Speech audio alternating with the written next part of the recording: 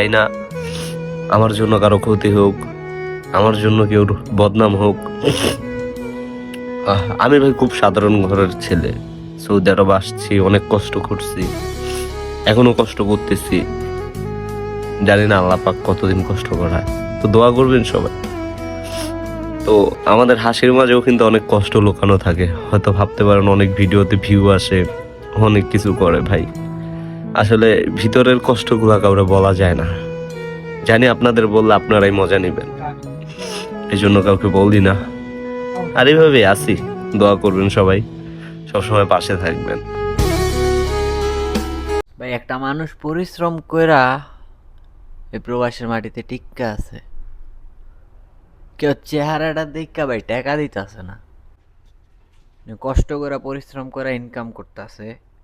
Maximum মানুষে সন্দেহ করতেছে ওরে নিয়ে গেছে দালাল, যারা যারা দালাল আছে সৌদি আরবে, ওরা একত্ববোধ হইয়া ওরা নাকি তারা লইয়া গেছে বা ওরা কিডন্যাপ করছে। কারণ ওই দালাল লইয়া কথা কয় বেশি, দালাল করে নিয়ে বেশি সমালোচনা করে দেখা ওর দালালরা গুম করে দিছে।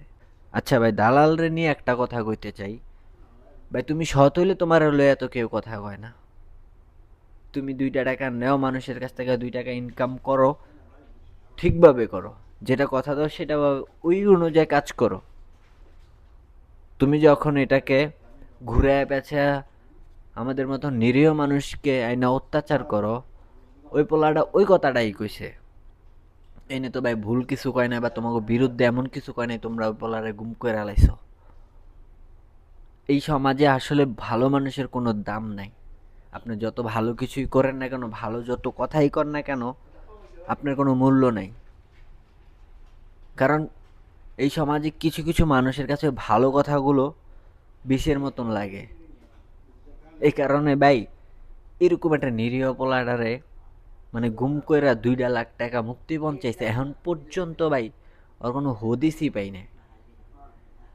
ঠিক আছে, মক্কা থেকে জিদ্দা যাইতাছিল ওই মুহূর্তটাই ওরে গুম কইরা লাইছে। এই ওর ভিডিওগুলো যারা যারা দেখছে ওরাই জানে পোলাটা অন্যায় কোনো কথা কয় নাই, সবসময় সত্যর পথে ছিল, মক্কায় থাকতো এবং ন্যায়ের বিচার করত। আর দিন শেষে ওরেই গুম করে দিছে।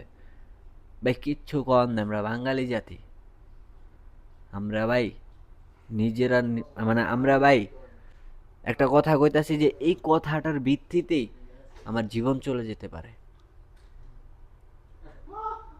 ভাই যদি পারো ভিডিওটা বেশি বেশি করে শেয়ার করে দিও।